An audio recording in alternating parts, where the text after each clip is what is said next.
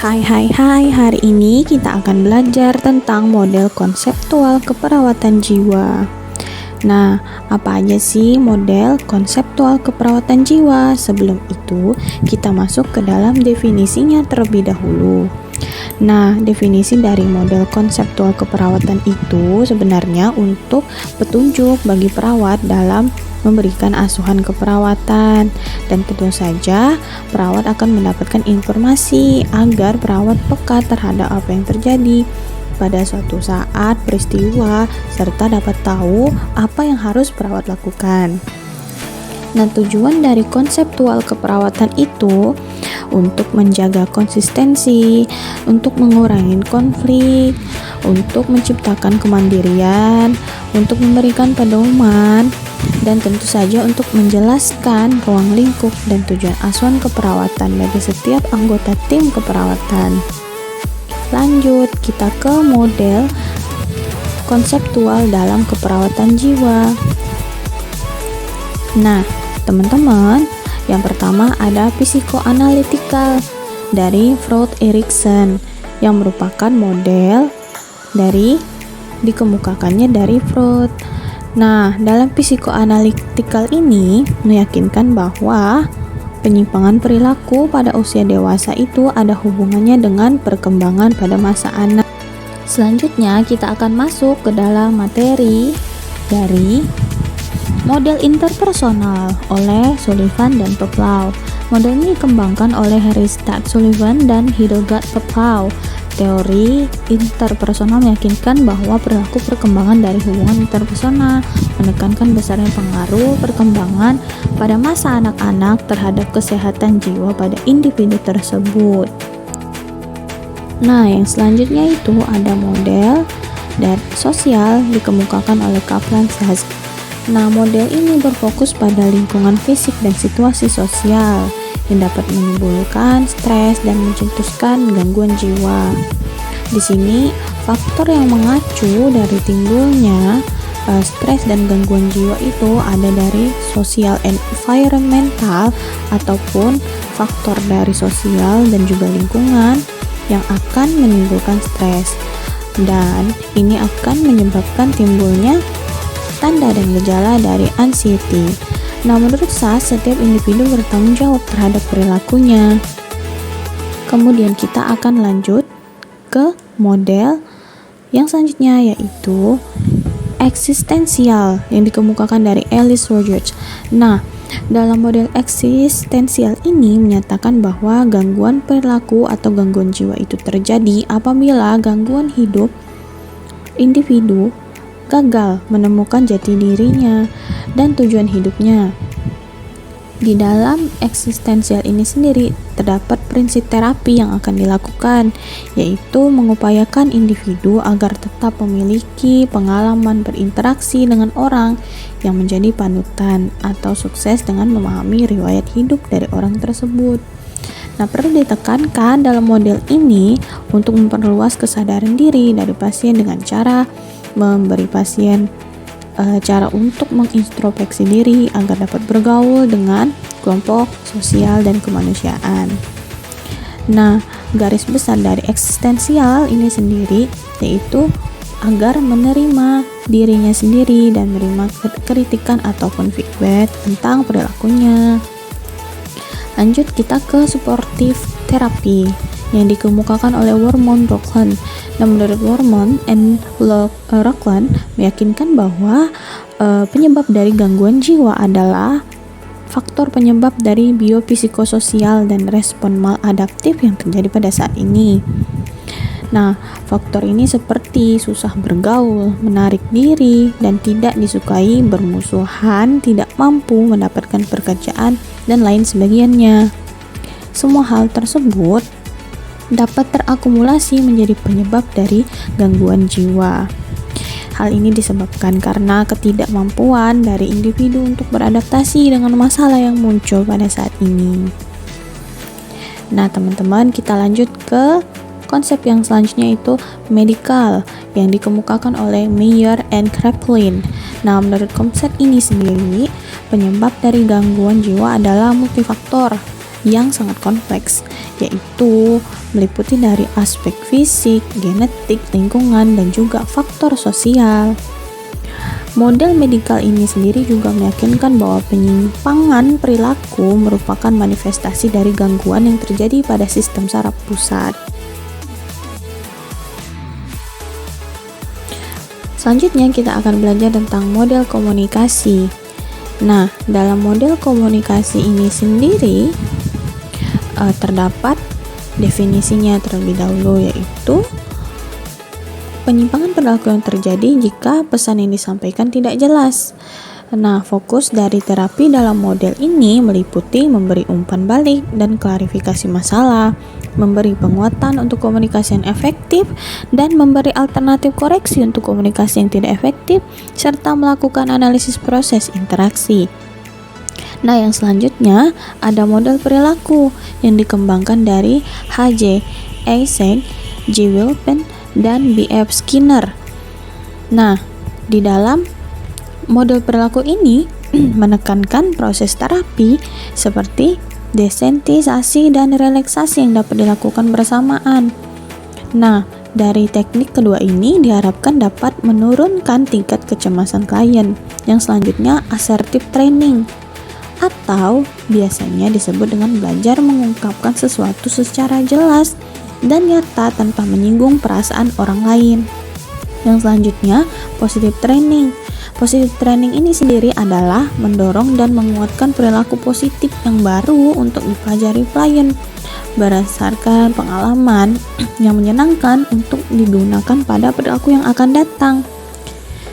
Terus, self-regulations. Nah, self-regulation ini dilakukan dengan langkah-langkah sebagai berikut. Pertama, melatih serangkaian standar perilaku yang harus dicapai oleh klien. Selanjutnya, meminta klien untuk melakukan self-observasi dan self-evaluasi terhadap perilaku yang sudah ditampilkan. Kemudian yang terakhir, meminta klien untuk memberikan reinforcement atau penguatan terhadap diri sendiri atas perilaku yang disesuaikan. Nah, teman-teman, kita lanjut ke model adaptasi Roy. Nah, Roy ini berpendapat jika keperawatan itu sebagai ilmu dan praktik yang berperan dalam meningkatkan adaptasi dari individu dan kelompok terhadap kesehatan, sehingga sikap yang muncul dapat semakin positif. Roy ini juga mengungkapkan kalau tujuan dari keperawatan adalah meningkatkan interaksi individu dengan lingkungan. Nah, adapun beberapa tahap dari model stres dari Roy ini sendiri, yang pertama yaitu dimulai dari proses perubahan dalam lingkungan internal dan eksternal yang membutuhkan proses. Selanjutnya, mekanisme coping yang dirangsang untuk menghasilkan respon adaptif dan juga efektif. Nah, yang terakhir yaitu kondisi keseimbangan dinamika equilibrium yang meliputi peningkatan dan penurunan respon-respon. Kondisi akhir dari ini sendiri merupakan kondisi yang mencakup peningkatan menjadi baik dari pasien itu sendiri. Nah, kita lanjut ke model konseptual keperawatan jiwa yang selanjutnya. Selanjutnya kita akan belajar tentang model komunikasi. Nah, dalam model komunikasi ini sendiri terdapat definisinya terlebih dahulu, yaitu penyimpangan perilaku yang terjadi jika pesan yang disampaikan tidak jelas. Nah, fokus dari terapi dalam model ini meliputi memberi umpan balik dan klarifikasi masalah, memberi penguatan untuk komunikasi yang efektif, dan memberi alternatif koreksi untuk komunikasi yang tidak efektif, serta melakukan analisis proses interaksi. Nah, yang selanjutnya ada model perilaku yang dikembangkan dari H.J. Eysenck, J. Wilpen, dan B.F. Skinner. Nah, di dalam model perilaku ini menekankan proses terapi seperti desensitisasi dan relaksasi yang dapat dilakukan bersamaan. Nah, dari teknik kedua ini diharapkan dapat menurunkan tingkat kecemasan klien. Yang selanjutnya assertive training, atau biasanya disebut dengan belajar mengungkapkan sesuatu secara jelas dan nyata tanpa menyinggung perasaan orang lain. Yang selanjutnya, positive training. Positive training ini sendiri adalah mendorong dan menguatkan perilaku positif yang baru untuk dipelajari klien berdasarkan pengalaman yang menyenangkan untuk digunakan pada perilaku yang akan datang. Terus, self-regulations. Nah, self-regulation ini dilakukan dengan langkah-langkah sebagai berikut. Pertama, melatih serangkaian standar perilaku yang harus dicapai oleh klien. Selanjutnya, meminta klien untuk melakukan self-observasi dan self-evaluasi terhadap perilaku yang sudah ditampilkan. Kemudian yang terakhir, meminta klien untuk memberikan reinforcement atau penguatan terhadap diri sendiri atas perilaku yang disesuaikan. Nah teman-teman, kita lanjut ke model adaptasi Roy.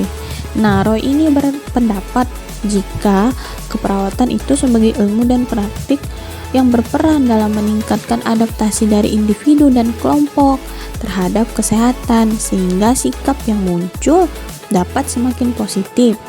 Roy ini juga mengungkapkan kalau tujuan dari keperawatan adalah meningkatkan interaksi individu dengan lingkungan.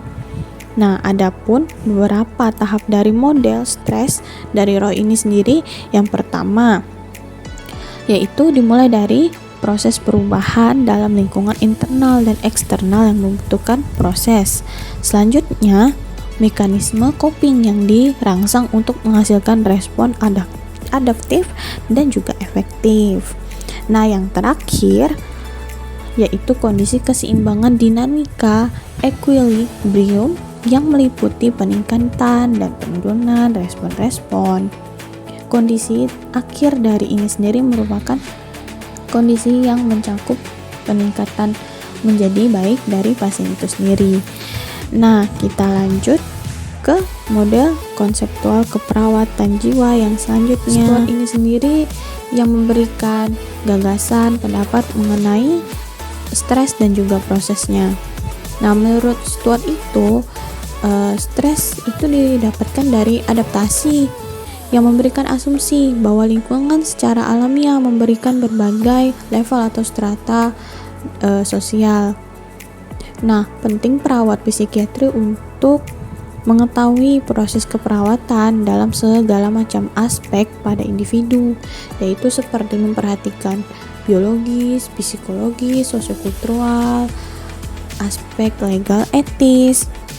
Nah, saat sakit ini sendiri dipengaruhi dari adaptif dan maladaptif, dan juga tingkat dari saat sakitnya, dan termasuk juga ke tingkat pencegahan primer, sekunder, dan tersier yang perlu diperhatikan untuk perawat psikiatri. Nah, selanjutnya kita akan masuk ke ciri-ciri sehat jiwa secara mental. Yang pertama itu menurut Yahoda. Yahoda ini sendiri mengungkapkan jika ciri-ciri sehat jiwa itu seperti memiliki sifat positif terhadap diri sendiri, tumbuh kembang dan beraktualisasi, menyadari adanya integritas dan hubungan antar masa lalu dan juga masa sekarang. Nah, kalau menurut WHO itu sendiri, konsep dari sehat sakit itu terdiri dari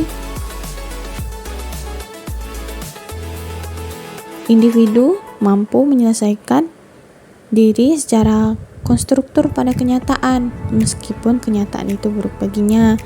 Nah, mendapatkan kepuasan dari hasil jerih payah usahanya, merasakan lebih puas memberi daripada menerima, secara relatif bebas dari rasa tegang ataupun stres, cemas, dan depresi, mampu berhubungan dengan sosial, yaitu seperti berhubungan dengan lingkungan sekitar, orang lain, untuk dapat tolong-menolong dan saling memuaskan, mampu menerima kekecewaan sebagai pelajaran yang akan datang, dan mempunyai rasa kasih sayang.